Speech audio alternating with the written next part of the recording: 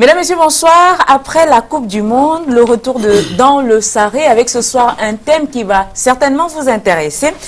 Nous parlons de la vie privée sur les réseaux sociaux.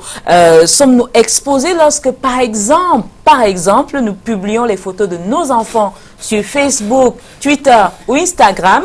Avons-nous le droit de publier les photos d'autrui comme bon nombre le fait sans le consentement de ces personnes? Nous en parlons dans cette émission en nous inspirant des reportages que nous avions réalisés en 2015 qui parlent des rencontres sur les réseaux sociaux. Bonsoir ma très chère.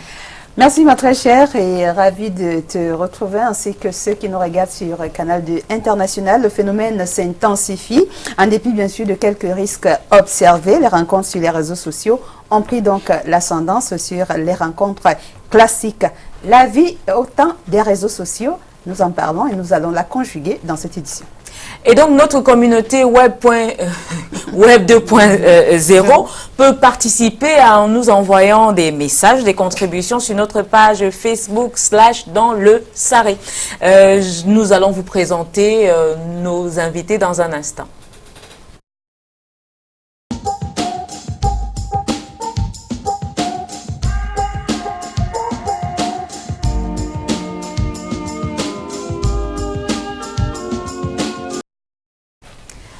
Alors, notre invité s'installe, mais les autres sont déjà là. Je vais commencer peut-être par Minou Cristal, qui elle est socionaute, comme on le dit. Oui. Bonsoir Minou. Bonsoir, c'est un plaisir de revenir sur ce plateau. Bienvenue Minou. Bienvenue notre très chère. Le plaisir est partagé. Minou, socionaute avertie ou socionaute simplement? Socionaute avertie, très très avertie maintenant. Surtout en fait quand on connaît de plus en plus que Internet ne doit plus être une zone de non-droit.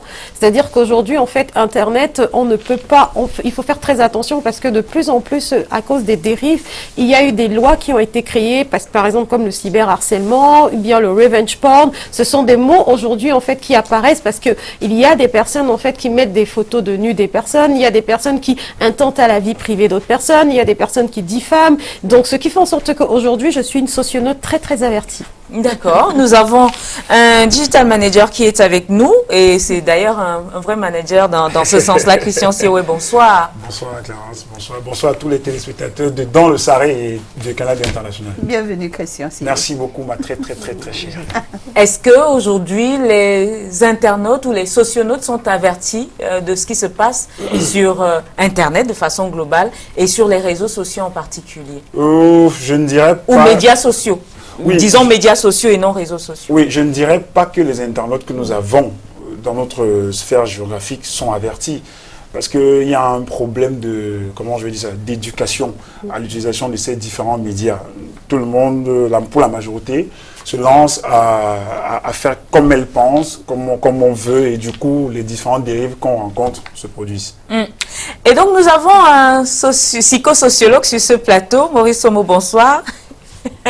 Il aura un autre micro tout à l'heure, ce sera après le premier reportage. Bienvenue. Comment vous avez su? Non, j'ai deviné tout de suite.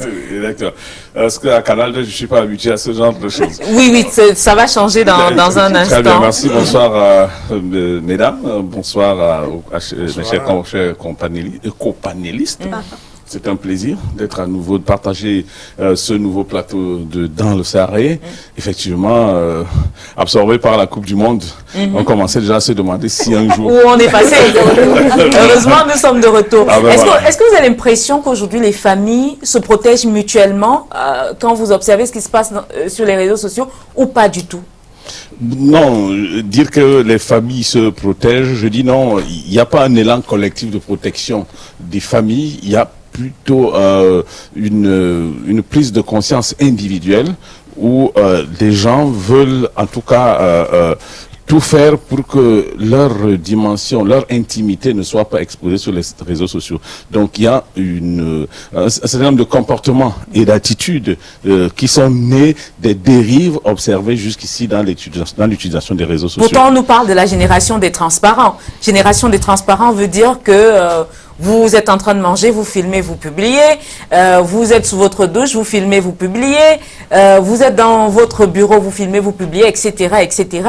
Mais maintenant, il y a ce qu'on appelle des objectifs que les uns et les autres poursuivent à travers les réseaux sociaux, ou vous voulez, à travers cette exposition. Je me rappelle un jour, j'avais fait un post dans lequel je parlais déjà des positions que les femmes, par exemple, utilisent dans les réseaux sociaux. Elles se filment quand elles sont courtes. Elles se filment du haut pour donner l'impression d'être géantes. Bon, quand elles ont une poitrine bien fournie, elles se mettent en photo pour que cette poitrine ressorte, soit bien ressortie. Tout cela, ce sont des choses qui tendent à démontrer que, n'est-ce pas, les réseaux sociaux sont un moyen par lequel des uns et les autres essayent de se valoriser. Bon, maintenant, dans cette valorisation, c'est la dimension positive qu'on veut mettre en avant et mettre en arrière la dimension négative. Jamais personne ne postera une image dans laquelle il n'est pas positivement mis en valeur. On en reparle tout à l'heure parce que je vais poser la question concernant ces parents, par exemple, qui publient les photos de leurs enfants nus sur les réseaux sociaux. On en a vu, on en voit encore aujourd'hui. Oui, c'est le dernier exemple, c'est l'artiste Atango de Bananjama qui a filmé sa propre fille décédée oui. Et qui a publié sur les réseaux sociaux. Donc, c'est l'une des raisons pour laquelle on a voulu justement diffuser cette émission. Ma très chère. Et c'était d'ailleurs ma première question à Maurice Somo. Bonsoir. Bonsoir. Ma très chère aussi, c'est ça? Je ne sais pas très bien. Je suis mes journalistes. Ah, d'accord. Voilà. Alors, monsieur... Je veux dire, Maurice Somo, moi j'aimerais déjà savoir pourquoi des personnes, vous en parliez, vous avez ébauché déjà le sujet, pourquoi ces personnes sont de plus en plus enclines justement à exposer leur vie privée sur des réseaux sociaux. Est-ce une pathologie à un moment donné? Bon, disons que si nous disions de façon globale que la vie intime des uns et des autres soit exposée sur les réseaux sociaux, on se tromperait un peu. Parce que rarement, vous allez voir quelqu'un de responsable mettre sur les réseaux sociaux les ébats amoureux qu'il a avec son épouse. Par exemple, je dis n'importe quoi. Je dis, les réseaux sociaux se présentent aujourd'hui comme une vitrine. Une vitrine à partir de laquelle un certain nombre de personnes voudraient s'exposer dans le monde ou démontrer ce qu'elles ont de bien ou de positif. Donc, vous allez comprendre donc chaque fois qu'il y a quelque chose... C'est qu'elles ont ou ce qu'elles ont de bien? Non, pas ce qu'elles ont, mais ce qu'elles ont de bien. De bien. Ça, cette précision vaut la peine parce que, bon, quand c'est pas bien du tout... En fait, elle n'expose pas. Regardez, il y a des images qu'on regarde, des femmes qu'on voit filmer uniquement en partie. C'est-à-dire que certaines, c'est la tête uniquement qui apparaît. Allez donc savoir ce qu'il y a en dessous. Bon, certaines, c'est tout simplement la partie du torse qu'elles ressortent et qu'elles mettent en avant. Et puis, il y a même la nomenclature, les noms. Les noms, par exemple, aujourd'hui,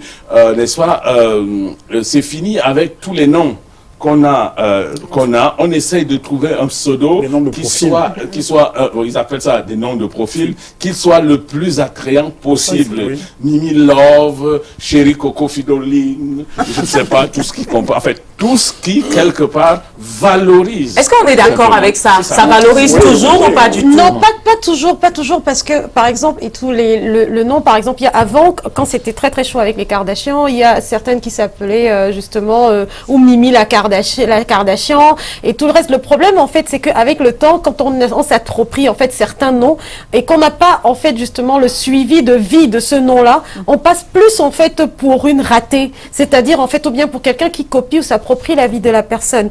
Et puis maintenant, aujourd'hui, par contre, aujourd'hui, je dirais pas qu'on voit les femmes avec le torse, on va plutôt même dire qu'il y a une espèce de voyeurisme, en fait, intégré par certaines personnes. C'est-à-dire que le selfie montre beaucoup plus les postérieurs, montre beaucoup plus, en fait, en fait, les femmes se vendent.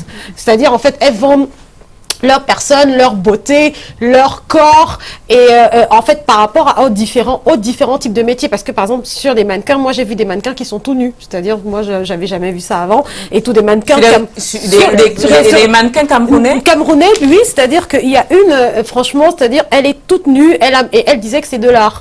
À Abidjan, il y a une autre justement, elle a dit en fait qu'avant les Africains s'habillait toute nue, ou bien était tout nue, donc ce qui fait en sorte qu'elle remet en avant l'art africain, dont elle montre son joli postérieur, et tout, elle s'appelle Darek, elle montre son postérieur, où elle montre en fait son habillement en feuilles de banane, ou avec en fait la culture africaine de la base. Après, maintenant, on a des personnes qui mettent en avant leurs vêtements, leurs vestimentaires, leur lifestyle, parce qu'en fait, ils veulent montrer un style de vie qui plus tard va peut-être attirer en fait certaines marques par rapport en fait aux objectifs en fait mis en avant. Mais maintenant, il y a d'autres personnes justement quand on en parle où ça devient de plus en plus justement dangereux, c'est quand certaines personnes dépassent en fait les problèmes de vie privée et éthique. C'est-à-dire qu'il y a beaucoup de pédophiles dont il faut faire très attention. Il y a des personnes qui sont connues, qui montrent le visage de leurs enfants. C'est pour ça que les stars ne veulent plus montrer le visage de leurs enfants par peur qu'ils soient enlevés.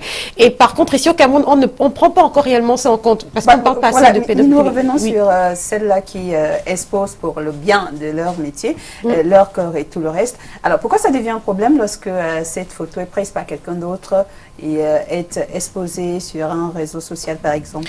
Alors, ça devient un problème comme, par exemple, il y a une jeune femme au Nigeria. Elle a pris ses photos, c'est-à-dire que c'est un très gros problème en ce moment là-bas. Et ces photos se sont retrouvées sur un site pornographique. C'est-à-dire, en fait, qu'elle n'a pas du tout compris. C'est-à-dire qu'elle s'est filmée. Elle était toute nue lorsqu'elle se filmait Elle était en tenue légère. Mais c'était assez suggestif. Et une photo, une vidéo. Une photo. C'était des séries de photos qu'elle disait être artistique au Nigeria. Et puis, un matin, elle se réveille et toute la planète l'appelle. Parce que ces photos ont été piquées et se sont retrouvées sur YouPorn. Et sur YouPorn, en fait, normalement, déjà sans lui demander son consentement, et les photos étaient payantes. Donc, ce qui faisait en fait d'elle, c'est-à-dire du jour au lendemain, elle est passée justement du statut d'une internaute qui filmait juste ses photos à une prostituée. Une prostituée et qui vend en fait son image pour le sexe. En fait, je pense que ça revient à ce que le professeur disait. À la base, il y a une idée positive derrière. Oui. Parce que je ne pense pas que quelqu'un va se lever un matin et décider de présenter son mauvais côté, ou bien le mauvais aspect de sa personne sur les réseaux sociaux. À la base, il s'est dit, je fais cette publication parce que je veux mettre tel élément en avant. Maintenant, le mauvais côté qu'il y a derrière, c'est que on peut donner sur les réseaux sociaux, puisque la masse critique qui utilise les réseaux sociaux est très, très manipulable. On peut donner la connotation qu'on veut à une image. Vous pouvez, comme le cas de Minou, vous pouvez faire une publication où vous mettez, je dis un truc bête, une photo de vous juste en maillot de bain. Moi, je la prends, je la mets peut-être sur mon compte Facebook. Je change juste le message au-dessus et c'est fini. Ça fait un buzz qui contribue plutôt à vous décrédibiliser, alors qu'au départ, ce n'était pas l'intention. Il y a ce qui se passe en ce moment, c'est une femme et son bébé, c'est-à-dire c'est aujourd'hui en fait qu'on s'est rendu compte que c'était un problème. La dame, elle est enceinte et elle embrasse son fils de 17 ans. Elle lui fait un bisou. Ah oui, ça j'ai vu cette publication. En fait, pour beaucoup, c'est-à-dire les sites à sensation, on dit voilà une femme de 33 ans qui avec un jeune de 17 ans, c'est-à-dire c'est de la pédophilie, ils ont commencé à dire les femmes. Et pourtant, en fait, tout à l'heure, elle est enceinte, elle est enceinte, la dame, et elle a fait un smack à son fils et après son fils en fait mettait la main sur le ventre et c'est tout à l'heure que justement la personne exaspérée et choquée parce que pas mal de personnes ont repris, il s'est avéré que c'était son fils. Donc, alors, les réseaux sociaux, c'est un monde quand même qui nous trouble en ce moment, extraordinaire effectivement. Qu'est-ce qu'il faut faire? Est-ce qu'il faut une éducation à l'usage des réseaux sociaux, comme on en parlait tout à l'heure? Peut-être c'est la première partie. Mais il y a également l'exposition des enfants. Par exemple, prenons le cas de Facebook, qui n'est pas destiné aux enfants de moins de 13 ans. C'est les vacances, et c'est également la raison pour laquelle nous avons cette émission. On a des parents qui offrent des téléphones à leurs enfants. Est-ce que vous pensez que ces parents-là disent à leurs enfants, n'allez pas sur Facebook, tu n'as pas 13 ans, ne va pas sur Facebook? Est-ce que les parents le savent? Je vais dire de prime abord qu'il y a la notion d'âge qui est fondamentale dans le processus d'éducation ou d'intégration de certains éléments dans le processus éducatif de l'enfant. Je veux dire qu'il y a ce qu'on appelle l'âge chronologique, il y a même l'âge physiologique, il y a l'âge mental, il y a l'âge psychologique, il y a même un âge qui peut être considéré comme un âge social. En fait, il y a des enfants de 13 ans qui, du point de vue du développement de leur dimension psychologique, raisonnent, réfléchissent, ont déjà atteint un niveau suffisamment relevé et qui sont suffisamment conscients de ce que représente un téléphone, de l'usage qui peut en être fait. Il y en a qui sont très grands chronologiquement, 17, 18, 20 ans, mais qui en réalité, dans l'utilisation qu'ils peuvent faire d'un téléphone, ça devient une catastrophe. Donc, ici, le premier élément est d'abord la connaissance de l'âge mental de l'enfant. Donc, sa capacité de discernement du bien avec le mal, de ce qui peut être positif avec ce qui peut être négatif. Donc, une fois que l'enfant a atteint ce niveau, parce que le parent a des éléments pour apprécier cela, en ce moment, il peut juger bon ou mauvais de lui donner un téléphone. Donc, qu'il ait 13 ans ou pas? Qu'il ait 13 ans ou pas, ce n'est pas parce que votre fils a 13 ans. En fait, c'est pas le téléphone, je veux dire qu'il aille sur Facebook à moins de 13 ans. Ce n'est pas parce que il a 17 ans qu'il est suffisamment mature pour plonger. D'accord, donc on prend la situation, on dit qu'on prend la situation à l'inverse. Si vous voulez, il peut faire 12 ans, 10 ans, mais il est suffisamment averti sur les dérives qu'il y a sur Facebook. Il sait les restrictions, il sait s'imposer d'ailleurs lui-même les restrictions.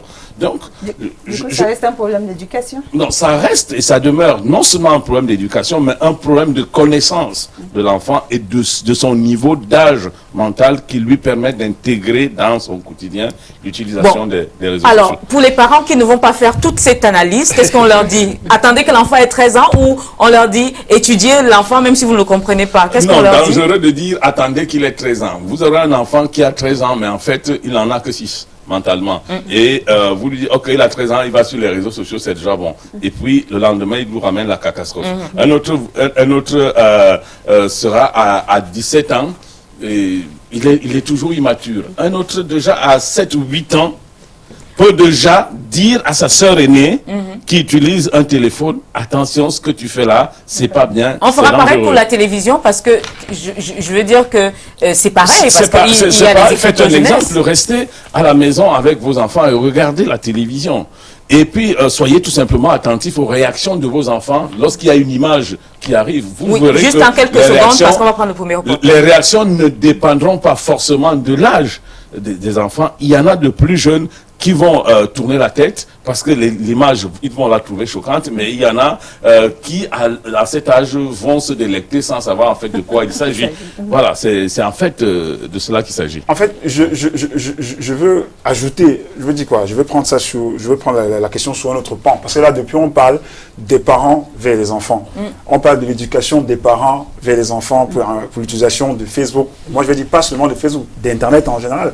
Mais il y a aussi un autre souci, l'éducation des parents en eux-mêmes. Parce qu'il y a des parents qui ne connaissent même pas ce que c'est Internet, ne connaissent même pas ce que c'est les réseaux sociaux. Pour lui, il se dit, ok, je peux donner un téléphone à l'enfant parce que je veux pouvoir le joindre quand j'ai un souci. Le reste là, ça ne l'intéresse pas. Je pense que le professeur a dit une chose. Il faut suffisamment étudier l'enfant parce qu'il y a des situations dans lesquelles c'est plutôt l'enfant qui pourra dire aux parents, qui pourra dire à son frère ou à sa soeur que non, ne fais pas ceci, ou bien qui pourra peut-être dire à son parent que non. Ce que tu me demandes de faire, ou bien quand tu me donnes le téléphone d'utiliser, il y a des choses que je ne peux pas faire parce que en même temps, il y a des parents qui ne connaissent pas, j'insiste dessus, qui ne sont pas au courant des différentes dérives qu'il y a sur Internet en général. Alors, ce que nous disons sur ce plateau n'a rien à voir avec ce que nous allons vous proposer comme reportage. On va parler là de ces adolescents qui font des rencontres sur les réseaux sociaux. Comment ça se passe? Reportage.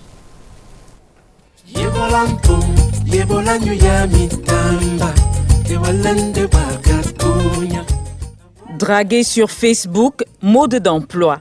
Tel est le titre d'un article du site auféminin.com. L'accroche explique qu'on peut séduire à l'aide des applications du site le plus utilisé au monde.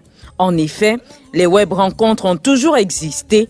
Aujourd'hui, ce sont les outils qui changent. Avec l'arrivée des réseaux sociaux, les sites de rencontres, on ne peut pas dire qu'ils sont dépassés, mais les gens y vont de moins en moins. Et tout le monde est réseaux sociaux, tout le monde est Facebook, tout le monde est WhatsApp. On ne va plus vers les sites tels que Chat, Drag et tout. Et avec les réseaux sociaux, on trouve aussi des amis, pareil que dans les sites de rencontres. Donc, les sites de rencontres sont de moins en moins visités. De nombreuses femmes gardent espoir de rencontrer l'âme sœur pour enfin bénéficier des joies de la cybermigration maritale. Je vais sur le net, premièrement, c'est pour chercher l'homme. On se dit que là-bas, on peut trouver l'homme de sa vie. Quand je viens au net, je prends peut-être 5 heures. 5 heures, parfois 3 heures, ça dépend. Sur le net, il faut d'abord persévérer. La première des choses, c'est persévérer. Si tu persévères, tu vas trouver. Si tu ne persévères pas, tu ne vas pas trouver. De l'endurance donc, c'est ce qu'on aura retenu de cette téméraire qui, selon les indiscrétions, serait mariée et mère de 2 enfants.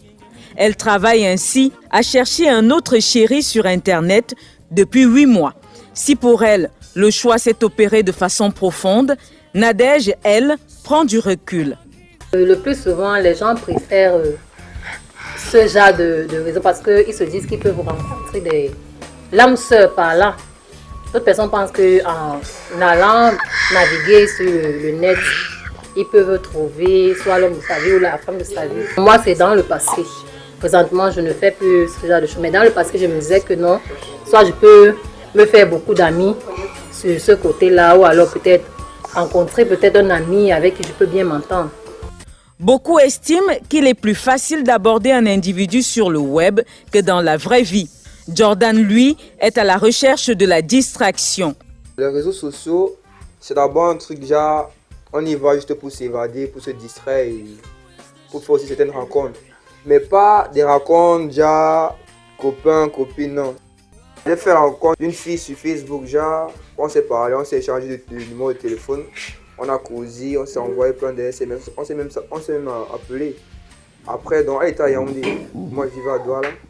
Elle m'a dit non, elle va faire un tour ici à Douala, mais je ne sais pas quand. Bon, elle est donc venue à Douala et on s'est vu. Elle était pas mal, elle était bien battue et tout, comme une fille, bon, comme les filles Android, comme on dit souvent. Ouais, elle était bien bio. Mais pour bon nombre de Camerounais, les réseaux sociaux, c'est juste pour changer. On ne cause pas d'affaires, mari ou mariage ou quoi que ce soit. On se divertit, c'est pas juste du genre sérieux, c'est tout. Juste pour s'éclater, on s'amuse et après, plus rien de sérieux. Dialoguer avec mes proches qui sont éloignés. Selon le rapport d'enquête Girl in ICT de janvier 2013, une étude révèle que l'usage des réseaux sociaux par les Camerounaises connaît une ascension fulgurante.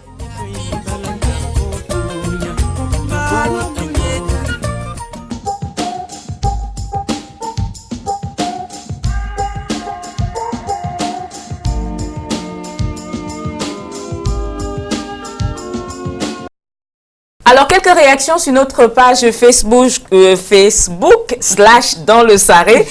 Commençons par Sandrine Biogolo qui nous dit que elle personnellement ne publie pas elle ne publie que ce qui est loin de sa vie sur les réseaux sociaux. Voilà. Elle ne publie que ce qui est loin de sa vie. On a Bakayan Lemancro qui dit que les réseaux sociaux présentent des risques considérables. Dont le plus évident est l'affaiblissement du rendement scolaire. Aujourd'hui, il y a une génération girafe, dit-il, du nom de l'animal qui dort le moins au monde. Les jeunes dorment moins car ils sont toujours en attente de likes ou de commentaires sur les contenus publiés. Ils sont constamment connectés. Cela a une incidence directe sur la créativité qui ne cesse de s'amenuiser, dit-il. Et donc, de nos jours, on ne sait plus s'appuyer, on se réfugie sur Facebook à la moindre occasion. Ça, c'est son avis. On a Ronald Carmel qui nous dit que si on avait du boulot, on ne passerait pas nos vies sur les réseaux sociaux, car une personne occupée ne va pas passer sa journée sur les réseaux sociaux. C'est l'ennui qui pousse les gens à publier leur vie sur le net. Chicha. Oui, là, je suis particulièrement d'accord avec ce dernier. En fait, il faut vraiment trouver le temps pour rester totalement connecté à longueur de journée. Je crois que lorsqu'on est occupé à faire quelque chose, ça me rappelle ce que je regardais une chaîne de télévision française ce matin par rapport à une histoire qui fait le buzz, s'il faut le dire ainsi, sur la sécurité là-bas chez eux. Et j'ai été impressionné de voir que dans une salle de près de 100 personnes, ils sont assis à pinailler sur ce qui pourrait être ici chez nous en fait divers. Vous comprenez?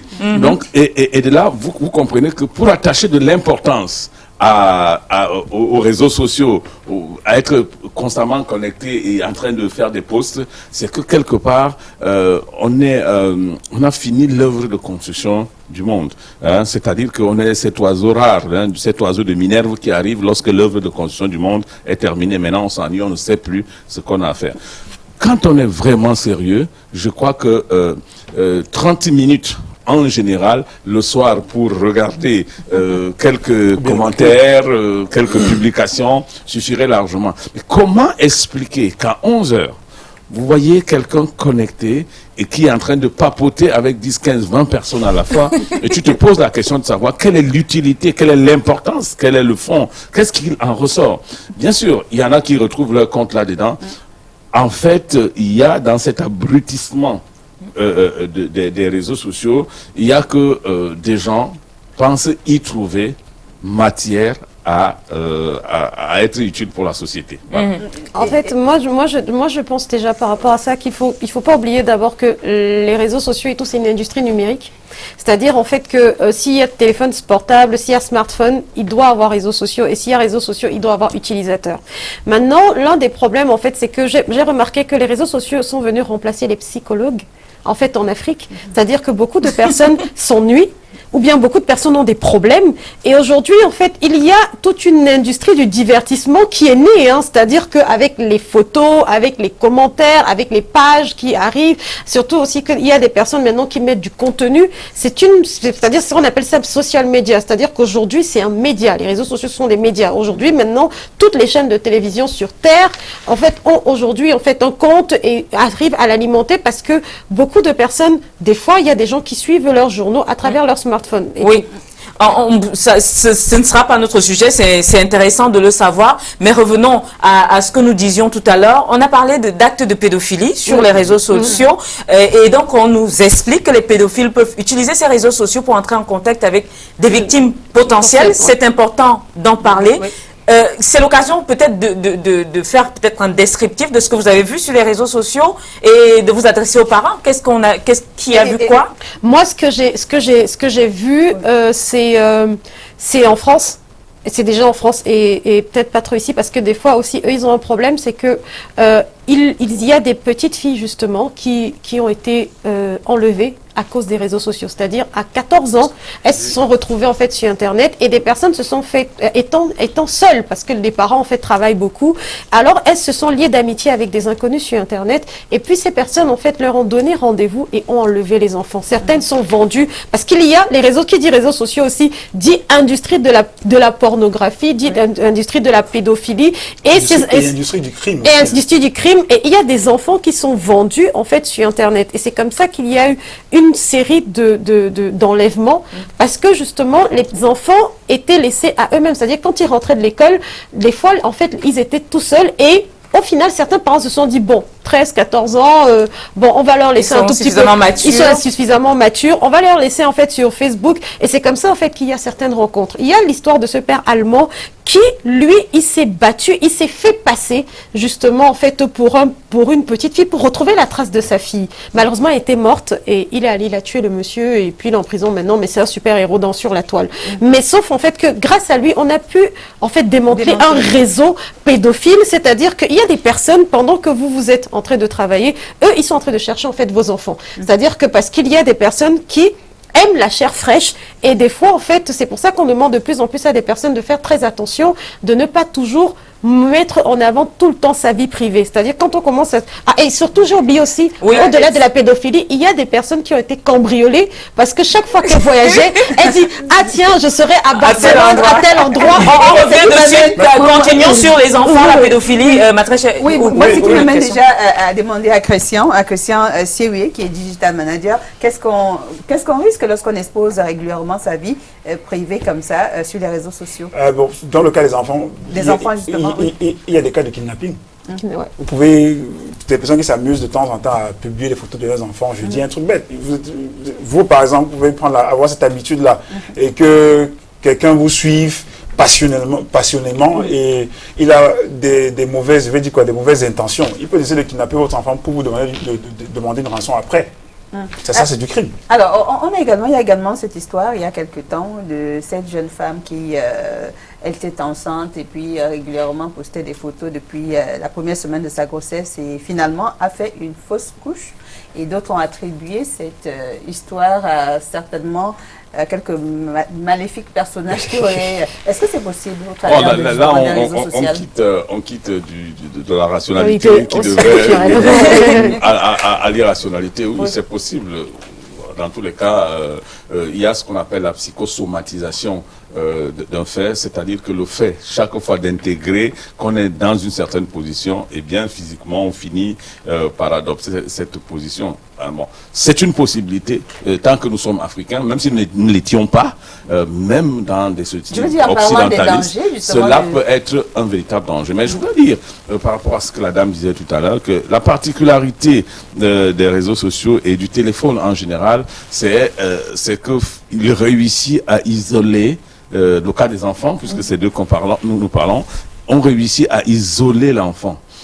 En fait, habituellement, l'enfant est un être de société qui vit au milieu des autres enfants, des parents et de tout le monde. On regarde ses mouvements, ses faits et gestes. Mais lorsque l'enfant est renfermé dans son smartphone, il est seul avec son interlocuteur à l'intérieur du téléphone. Et du coup, on ne peut plus utiliser le pouvoir de sanction qu'on a. Ça devient donc, pour un certain nombre de pervers, des pervers de tous ordres, donc l'enfant devient de ce fait une proie facile. Donc, on peut facilement l'amener, on peut le détourner, on peut en faire ce qu'on veut. Bon, est-ce qu'on devrait alors, dans ce cas, privilégier la possibilité d'accéder au téléphone et savoir ce que l'enfant fait? Je crois que l'idéal serait d'aller vers une forme de codification du téléphone de l'enfant de façon à ce que l'environnement dans lequel il peut se déployer soit suffisamment circonscrit et suffisamment accessible et vu par les parents pour qu'ils sachent le sélectionner. Effectivement, comme la dame disait, pour qu'on vienne vous enlever un enfant à la maison, pour que vous donniez rendez-vous à un enfant en tant que grande personne, il faut avoir réussi à le convaincre. Mais si une grande personne y avait jeté un coup d'œil très rapidement, il s'est rendu compte que là, il y a une question d'arnaque en dessous, une question il y a un projet maléfique qui se prépare. Donc c'est un enfant qui soit est peut-être mis en quarantaine ou alors n'est pas en contact permanent avec les parents. Oui, absolument. Oui. Même s'il est en contact, avec les parents, à partir du moment, c'est-à-dire que le moment où l'enfant passe concentré à son téléphone, en compagnie ou dans une discussion avec quelqu'un de l'autre côté, est un moment de totale isolation. C'est-à-dire qu'il est uniquement avec son bourreau, laissé à sa merci. Il n'y a peut-être que le contact physique qui reste. Et lorsque ce contact, et progressivement le contact physique se construit à travers cette forme d'isolement, et puis voilà, il devient une proie extrêmement facile. Oui, je voulais aussi ajouter on peut prendre le deuxième reportage avant de rajouter. Oui, d'accord. On va prendre le deuxième reportage. Et ça concerne toujours les rencontres. On a de plus en plus des adolescents qui font ces rencontres via les réseaux sociaux. J'en ai rencontré plusieurs. D'ailleurs, il y a la fille de ma voisine qui a rencontré quelqu'un sur les réseaux sociaux, etc. Bref, c'est une histoire que je vous raconterai après ce reportage.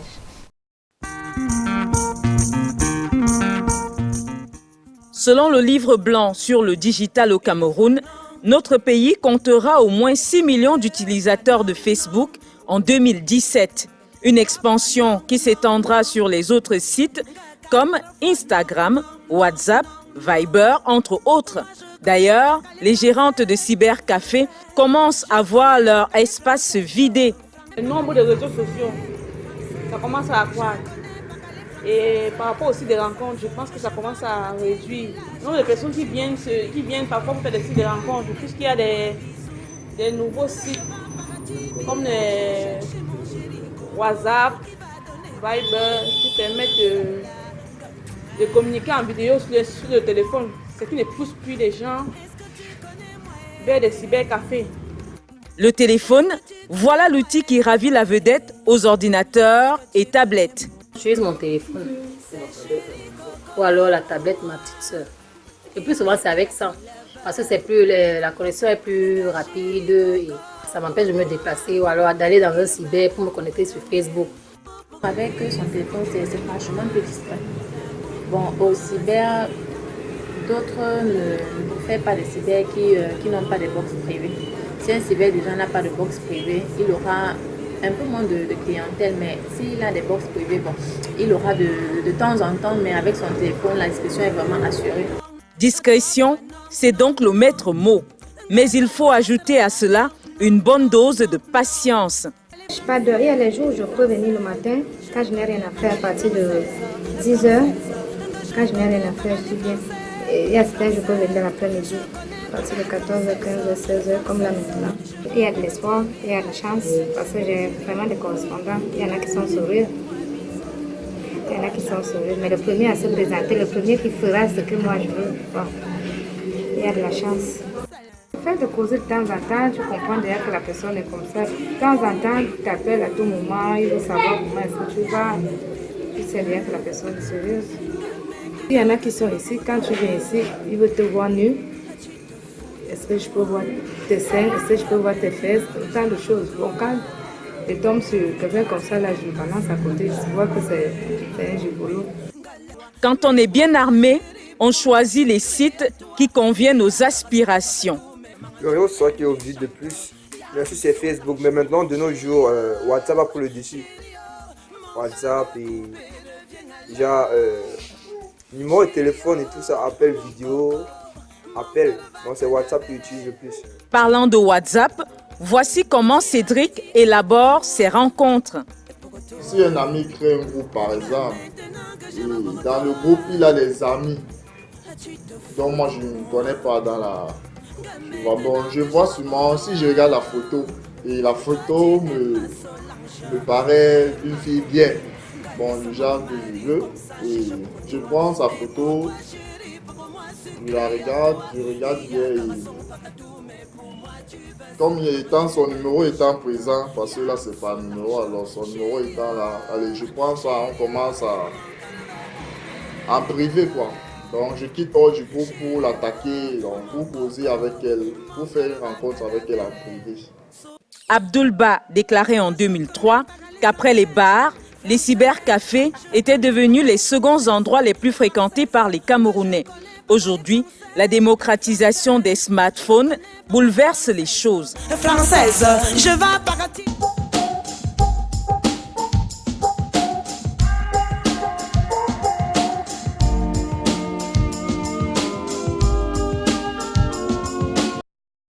Merci aux nombreux téléspectateurs qui nous envoient des messages sur notre page Facebook / dans le Saré. Alors, on a ce message de Joseph Bumba qui nous dit que on n'a pas suffisamment été éduqué à l'usage d'Internet. L'Afrique a été victime de la venue de cet Internet-là. Il fallait d'abord éduquer les masses avant de... voilà. Enfin, l'éducation des masses, ça se passe partout également. Hein, dans les écoles, il faut procéder à l'éducation des masses. Alors, il y a cet habitant du Congo, Emar Dakoré, qui nous dit que il a été sur Facebook, il a eu un rendez-vous, dit-il, mais la personne était paralytique. Bon, après, je ne sais pas s'il était content ou pas du tout. C'est le message qu'il nous envoie. Étendait Samuel qui nous dit qu'avec les réseaux sociaux on peut faire beaucoup de choses, même des ventes, mais nos jeunes ont pris cet outil pour une exposition, vente, et parfois sans se rendre compte, ils donnent à des individus mal intentionnés l'occasion de leur faire du mal, et il faut éviter de dire toujours avec qui on se filme pour ne pas mettre nos proches en danger. Toutefois, s'ils sont d'accord. Donc, il faut l'accord, d'après les propos de Samuel Etondelovet, il faut demander l'accord des proches avant de publier leur photographie. Voilà. Je ne sais pas s'il y a quelque chose à rajouter sur cette question. Minou parlait tout à l'heure d'un scandale qui s'est produit. Ah oui, sur Twitter, en fait, sur Twitter, il y a eu un gros souci, c'est-à-dire que Twitter a décidé justement d'effacer pratiquement les comptes des personnes de 14 ans, 13 ans qui s'y retrouvaient, et 16 ans même un tout petit peu des fois. Il fallait avoir 17 ans parce que les contenus, parce que Twitter est devenu une zone un tout petit peu de non-droit. Et en fait aussi, c'est-à-dire qu'il y a un jeune artiste dernièrement qui s'est retrouvé en fait à être contacté par une jeune dame, et la jeune avait 15 ans. Mais moi, j'ai vécu personnellement une histoire, justement, je voulais pas en parler, mais bon. Non, mais c'est intéressant. J'ai vécu personnellement une histoire, c'est quand j'étais au Bénin. Et au Bénin justement, j'étais devant l'ordinateur, et alors j'utilisais sans m'en rendre compte en fait l'ordinateur, j'utilisais l'ordinateur de mon ex-conjoint, et alors il y a un message qui est venu. Donc en fait voilà. Et en fait, la jeune dame, elle lui disait bonjour et tout le reste. Donc moi, en fait, je suis allée un tout petit peu regarder. Et alors après, elle lui dit, en fait, je sors de l'école. Et c'est là où, en fait, je fais, mais tu sors de l'école, comment ça et tout? Parce qu'il avait dit, elle lui avait envoyé un message, elle avait dit bonjour, comment tu vas? Et tout, il a dit tu vas bien. Je crois qu'il avait fait un message. Et j'ai regardé la photo, la fille était un tout petit peu comme nous toutes en fait. Et c'est là où en fait après elle lui a envoyé un message et elle lui a dit je sors de l'école, je suis en 4e. Et je rappelle quand même que mon ex-conjoint il avait 33 ans. Hein, donc j'ai fait t'as quel âge? Et elle a envoyé, elle a fait 15 ans. Et j'ai fait, tu n'as pas peur en fait de discuter avec un homme de 33 ans? Et c'est là où en fait elle dit non. Et ça. En fait, c'est elle qui a envoyé le message. Oui, c'est elle qui a envoyé le message. C'est-à-dire que ça en fait, c'est-à-dire que par rapport à cela, l'une des choses maintenant, c'est-à-dire après moi j'ai bloqué la personne, mais le problème en fait qui se passe souvent dans ce genre de cas, c'est que des fois, les hommes en fait qui reçoivent ce type de demande se sentent flattés et au lieu normalement de bloquer, parce que à partir de maintenant, Facebook vous fait entrer en fait dans l'illégalité, c'est-à-dire que vous devenez un pédophile si vous continuez à avoir en fait la discussion, et c'est là où ça commence à devenir très très dangereux. Alors c'est cette situation de jeune fille de 15 ans qui envoie des messages, sachant que c'est des adultes, etc. Comment on interprète la situation? Eh bien, c'est pas surprenant, c'est pas surprenant. Vous voyez, regardez une jeune fille de 14 ans qui est intéressée par des hommes de 40, 50 ans. Mais pensez aussi que il y a l'inverse qui peut se produire. Donc, ce que je dis, c'est que les réseaux sociaux sont un environnement dans lequel tous les fantasmes se réalisent, les enfants des individus se réalisent. C'est ici que toutes les limites sont repoussées à l'infini. C'est-à-dire, ici, on peut tout faire. On a chez soi, on ne peut pas entrer en contact dans la rue. Lorsqu'on sort, on ne peut pas rencontrer une fille de 14 ans et l'aborder sans qu'on ait peur du regard des autres autour de nous. Mais non, mais c'est très faisable à partir des réseaux sociaux. Personne ne vous regarde, vous réalisez totalement le fantasme qui est le vôtre. Le fantasme n'est pas seulement pour des adultes, mais le fantasme est également celui des enfants qui, à un moment donné, se posent un certain nombre de questions. C'est-à-dire que pour se donner une image d'une grande fille, elle se dit, je vais décrocher un homme d'un certain âge et qui appartient à une certaine catégorie de la société. Et donc, comme à partir des réseaux sociaux, personne ne lui interdit de le faire, ce que les parents lui interdisent, mais c'est donc normalement qu'elle se lance là-dedans. Maintenant, au-delà de ce défi qu'elles peuvent se donner, il y a sur la structuration de la personnalité des enfants ou de certains individus un certain nombre de prédispositions à avoir ce type d'attitude. Le cas que la dame évoque là, c'est les cas les plus anodins. Et elle a très bien fait. Ça vous est arrivé, Chicha? Dans ce cas-là, que fait l'adulte? L'adulte ramène la jeune fille, l'adolescente, lui dit attention à ce que tu fais, ou qu'est-ce qu'il fait en réalité? Vous voulez m'amener à faire Quel est le comportement général des hommes lorsqu'ils vont dans les réseaux sociaux? Les hommes, lorsqu'ils veulent inviter des personnes, sur 10 invitations, un homme lance 8 invitations vers les femmes et 2 invitations vers les hommes. Exactement. Chez les femmes, il y a 6 invitations vers les hommes et 4 invitations vers les femmes. Statistiquement, c'est cela.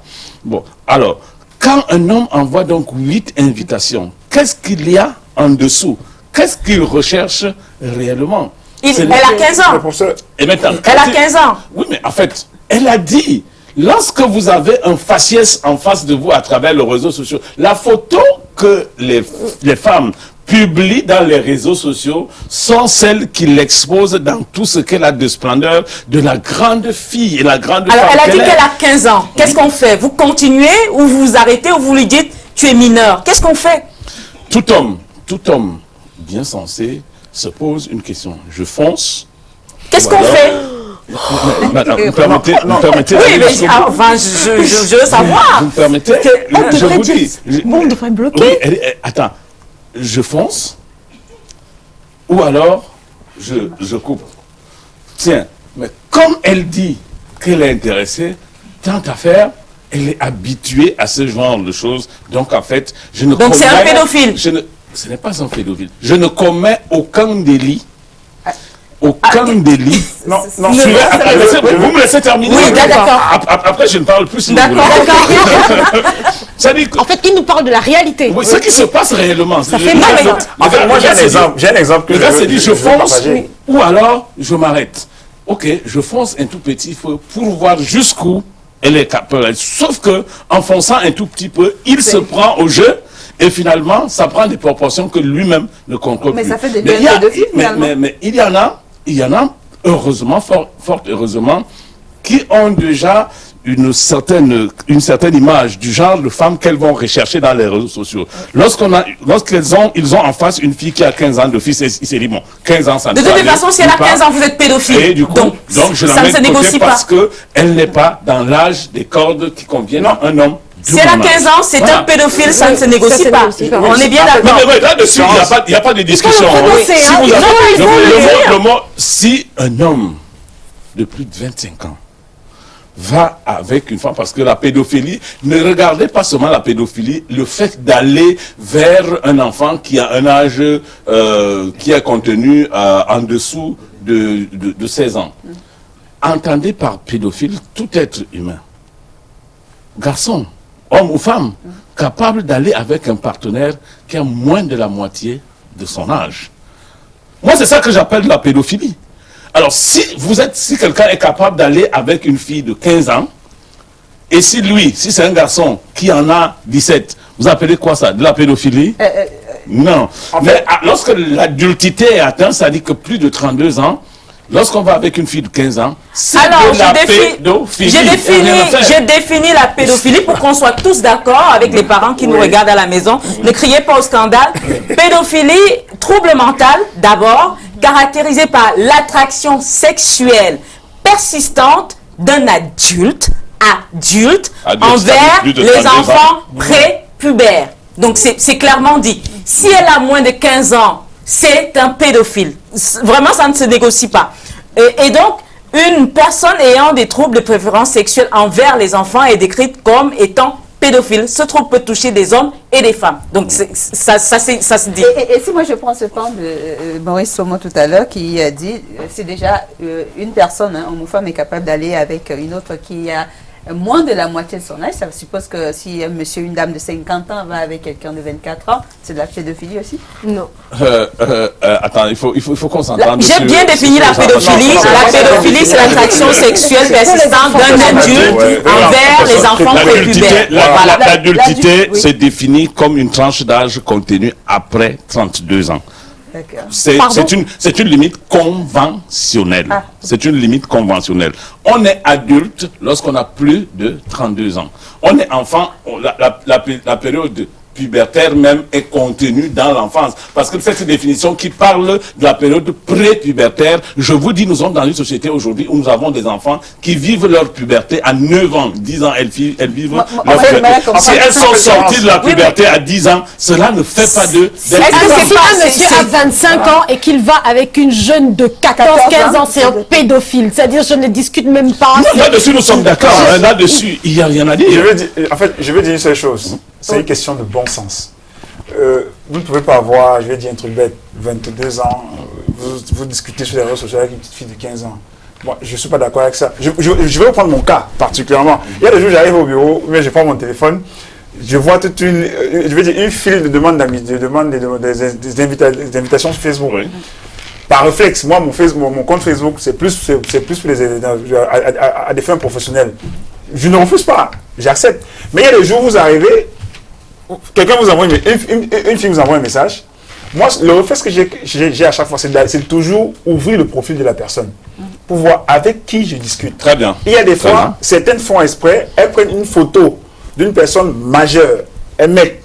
Vous pensez que c'est la personne, je vais dire, la personne avec qui vous discutez, mais c'est pendant que vous entamez la discussion que vous vous rendez compte, en fait, que vous avez une personne qui est beaucoup plus mineure que ça. Parce que, je passe sur le contrôle du professeur, l'enfant aura beau être évolué n'importe comment, il y a dans la discussion, il y a je veux dire, si vous êtes une personne assez intelligente, vous allez pouvoir repérer que c'est déceler ça. Et moi, ce que je fais à chaque fois, c'est que j'essaie de jouer, je veux dire, d'avoir l'approche de l'éducateur, de mon frère ou de ma soeur.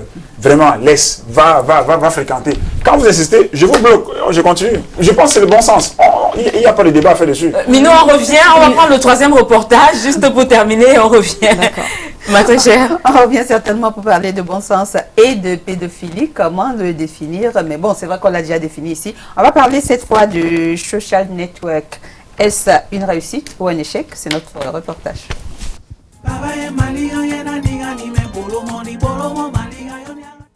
La technologie évolue, le langage aussi. Voici ce que l'on découvre en menant une enquête au sujet des rencontres via les réseaux sociaux. On sortait déjà ensemble virtuellement. Dans l'état à Yaoundé et moi, j'étais à Douala. On sortait ensemble virtuellement. Et maintenant, quand elle est venue à Douala, on s'est donc vus. Des sorties virtuelles qui commencent par une rencontre virtuelle. Je me présente d'abord. Je dis ce que je fais. Je donne ma localisation, genre mon quartier et tout. Et bien après, j'envoie certaines photos où, bon, je suis d'abord mignon, quoi. J'envoie ma photo. Et elle kiffe. Elle aussi fait pareil, elle m'envoie ses photos pour qu'on ait un peu une image de nous. Pour moi, c'est plus par écrit. J'écris beaucoup. Et oui, je peux appeler, mais pas vidéo. Parce que dans WhatsApp, il y a appel. Donc je peux appeler. Je peux même faire une petite vidéo, mais c'est pas vidéo genre trop. Je vais m'exhiber ou je vais demander à la fille de s'exhiber. Et plus aussi par photo, oui. Je peux te demander, envoie-moi des photos de toi. Comme ça, je vois réellement quand même par les photos. À qui j'ai affaire, comment elle s'habille bien. Passé cette étape, les deux internautes peuvent se retrouver en réel. Là également, il y a lieu de s'apprêter. Pour rencontrer ce genre de filles, il faut que je me prépare quand même financièrement. Donc je dois avoir quand même quelque chose dans les poches. Donc un petit truc. Donc pour qu'on se rencontre face à face. Donc je ne peux pas quand même me permettre de poser avec elle aujourd'hui et de voir demain. Non. Donc ça peut même prendre un mois. Mais réel et virtuel, ce n'est pas tout à fait pareil. Il y a d'autres qui font des fausses photos, mais la plupart quand même, déjà en WhatsApp, aiment mettre bien leurs photos. Ces gens mettent des photos quand même qui sont un peu, comment on dit encore là, il y a des applications. Dans les applications qui arrangent. Mais je suis avec beaucoup d'amis. Pour les amis filles comme garçons qui font des rencontres là, mais ça ne donne presque jamais. Hormis l'inadéquation physique et morale, les cas d'arnaque sont légion sur les réseaux sociaux. Le blanc, au départ, c'était genre je devais voyager. Je lui avais envoyé tout ce qu'il me demandait au départ. Et on a fait pratiquement 6 mois ensemble. Il me promettait terre et ciel, et puis, mais il ne m'envoyait jamais de l'argent. Chaque fois que je lui demandais de l'argent, il ne m'envoyait jamais. Il me promettait toujours, je vais t'envoyer. Et puis, c'est mieux que tu arrives ici, là, on va se marier, tu auras tout ce que tu voudras. J'ai accepté. À un certain moment, il m'a dit, il va m'envoyer des trucs. J'irai dédouaner au port de Douala. Et puis, comme moi, j'étais à Yaoundé, je n'avais même pas d'argent sur moi parce que je suis étudiante et puis J'ai demandé à ma mère, j'ai eu à l'expliquer ce qui se passait. Elle m'a un peu aidée, elle est partie casser sa tontine qu'elle avait. Elle m'a donné 400 000 francs. Il m'a donné une adresse d'un monsieur à Douala, dont je devais expédier l'argent là-bas. Avec ses coordonnées, j'ai expédié l'argent au monsieur. Quelque temps après, j'appelais le blanc en question, son numéro ne passait plus. Le numéro du gars aussi, ça ne passait plus à un moment. Et puis, à un certain moment aussi, ça passait déjà. Le gars a commencé à m'insulter au téléphone. Cependant, comme le dit l'expression « au petit bonheur la chance », il y en a qui réussissent à trouver leur grand amour sur un chemin plein d'ambiguïté. Au départ, ce n'était pas une chose facile, puisque la personne ne m'accordait pas assez de crédit par rapport à mes intentions envers elle. Donc il a fallu que je lui montre et que je démontre que réellement, je ne me suis pas connecté ou bien je ne me suis pas inscrit dans le site pour venir m'amuser ou bien venir juste me divertir comme ce fut le cas au départ. La personne m'a beaucoup intéressé, son profil. Et après avoir eu 2 ou 3 rendez-vous avec elle, tout allait un peu rapidement et on a eu à construire une relation stable. 1 an qu'il vit avec son âme sœur, de quoi redonner espoir aux web rencontres.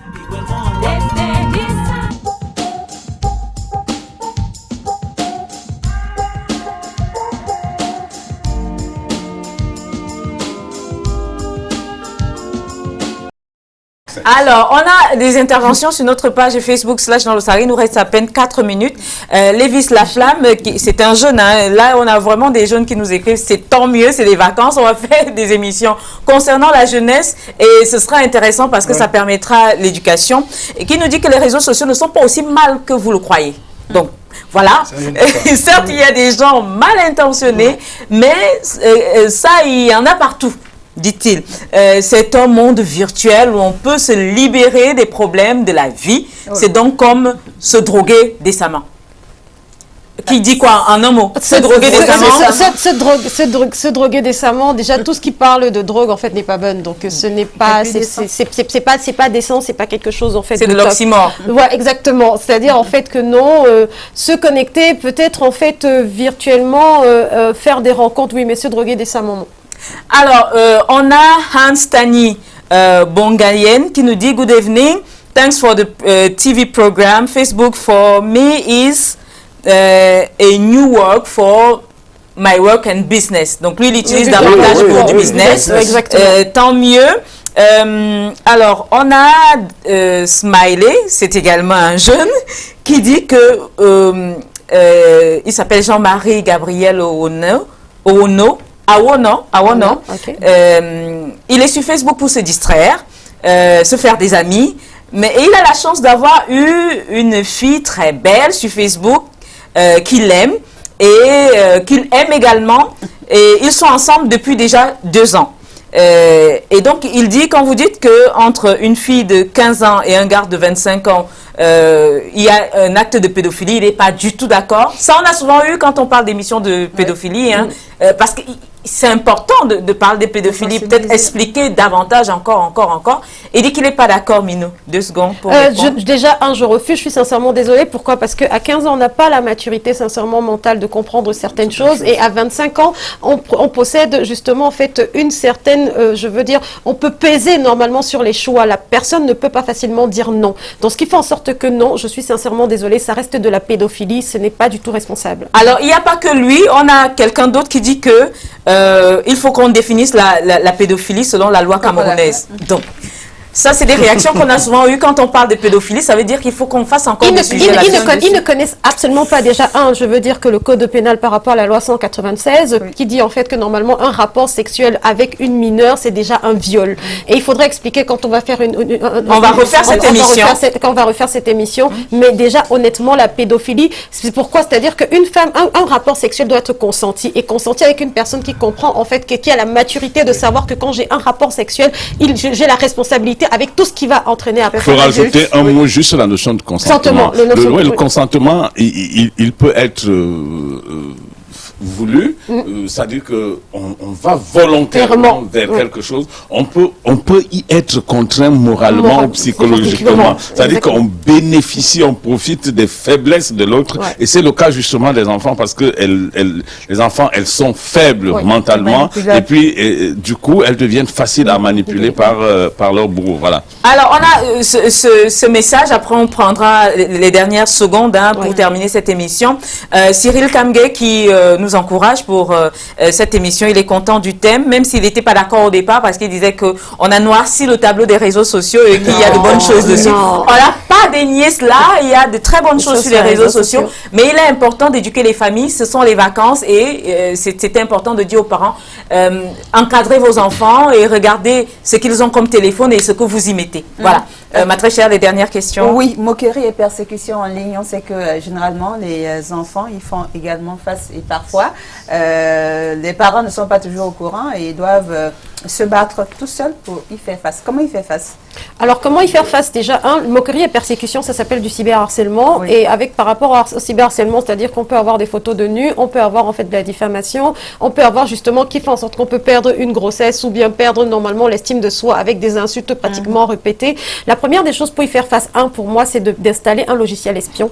Honnêtement, tant que tu n'es pas mature, moi, tu es mon enfant, je mets un logiciel espion pour savoir où est-ce que tu te trouves et pour lire pratiquement tout. Tu n'as pas de vie privée tant que tu n'es pas majeur et que tu as ton bac et puis que tu partes. Pour moi, ça n'existe pas. Donc, ce qui fait en sorte que pour moi, il faudrait avoir un logiciel espion et tout pour les enfants. Christian? Oui, mais on termine, ce sont les dernières secondes.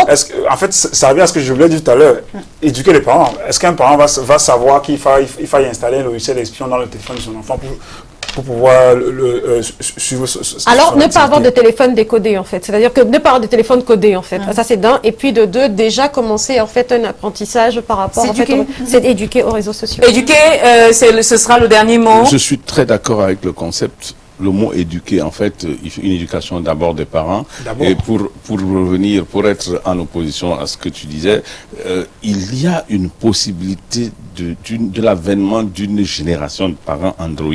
C'est-à-dire que des parents qui sont conscients des dangers auxquels leurs enfants sont exposés. C'est-à-dire c'est pour cela que nous faisons cette émission. Oui, on n'a pas besoin. Aujourd'hui, toi, un homme, quel que soit ton âge, si tu veux offrir un téléphone à ta femme, offre-lui un téléphone Android pour qu'elle soit connectée à l'univers maintenant. Ce sera mieux pour les enfants parce qu'à un moment donné, une mère d'enfant qui ne sait pas ce que c'est qu'un téléphone Android, ce que c'est que les réseaux sociaux, ne saura jamais que sa petite qui est tout à côté est en train de manipuler quelque chose qui n'est pas du tout bon. Alors, donc, c'est terminé. D'abord éduquer, d'abord les parents et ensuite les enfants. Je pense qu'on fera pratiquement la même émission la semaine prochaine, je ne sais pas encore, mais c'est tellement intéressant. Il y a beaucoup de parents qui nous envoient des messages. Coucou des enfants béninoises qui nous regardent parce qu'elles regardaient beaucoup du côté du Bénin et tout. Donc, on fera la même émission la semaine prochaine ou dans 2 semaines, le temps de vraiment boucler autre chose là-dessus, parce que les parents doivent être éduqués sur l'usage des réseaux sociaux. Juste pour retenir que Facebook est destiné aux enfants de 13 ans minimum. Twitter désormais, c'est combien? 16-17 ans. 16-17 ans minimum également. Si un enfant a moins de 13 ans et qu'il est détecté sur Facebook, tout de suite, son compte est suspendu. S'il a moins de 16-17 ans sur Twitter, tout de suite. Instagram aussi. Instagram également, son compte n'est pas ouvert. Et il faut préciser aussi qu'ils sont capables de faire de faux profils, donc il faut que les parents y veillent. Voilà, donc c'est aux parents d'y veiller. Merci mesdames, messieurs de nous avoir regardés. Rendez-vous lundi prochain.